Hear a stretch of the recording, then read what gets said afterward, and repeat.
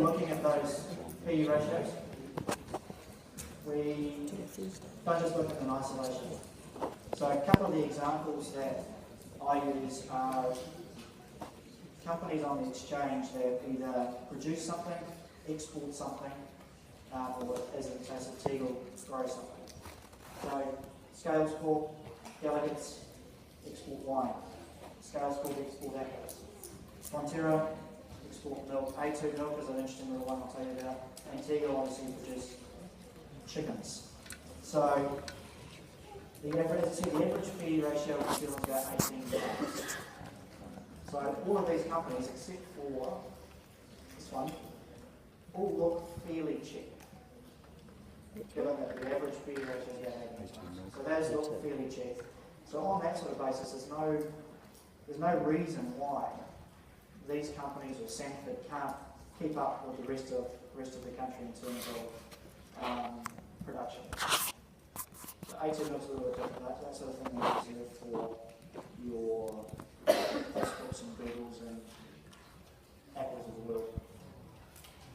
Now obviously it's not as easy comparing Sanford to another company in the same market because there's no other fishing companies in New Zealand listed on the stock exchange. So use these numbers if you want. You can get all these numbers from our website as well, so if you don't have a chance to write them down and take a photo, it's fine. So, how many of these are good? I'll ask one more question shortly. So looking forward, as I said, we tend to look forward more than we tend to look back.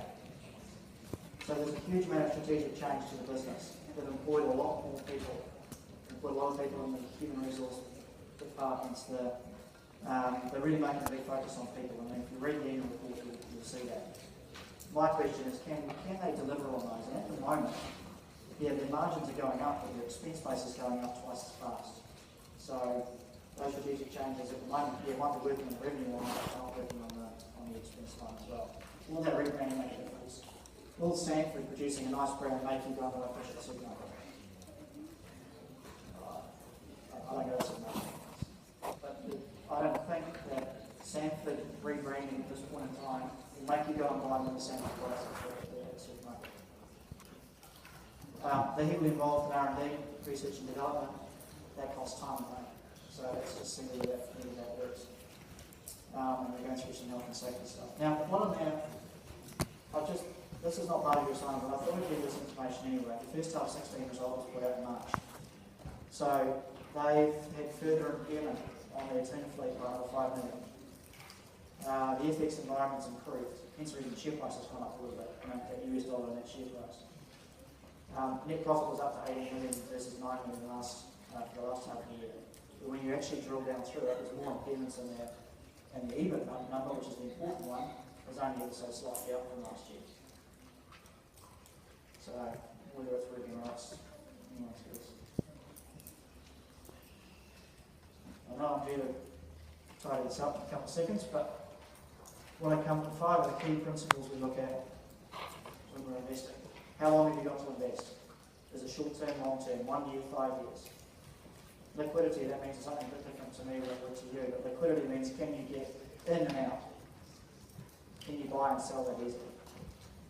What's your risk profile? Are you comfortable taking on a lot of risk for a 2.5% return on equity? Whether you need an income, so the income coming through from Sanford is okay, but even so. And the last one there is diversification. So you wouldn't put all your eggs in one basket. So when you are making your recommendations for the company, whether they should be buying or not, it may pay to mention that. And I've read a fair few of these assignments over the last few years, and so that's quite handy for me. So, lastly, so what do we think? As a firm, what do we think of Sanford? And this is probably what you've sort of waited for the whole time I've been battling for the last 40 minutes. Right? The exchange rate is the absolute key for this company. So if you manage the exchange rate risk, it's going to generate profit. Revenues are subject to a huge amount of influences that are difficult to predict. So we can't accurately predict year on year what the revenues are going to be mainly because of the exchange rate. generally because it's generated 80% of it offshore.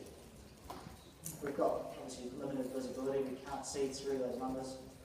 Although the annual report is comprehensive, looking through those numbers, it doesn't tell us a huge amount. There's been lots of governance changes. And lastly, we believe the stock has an above average risk profile. So when you're looking at that, if someone's looking for a nice, conservative company, this probably isn't the one that we select.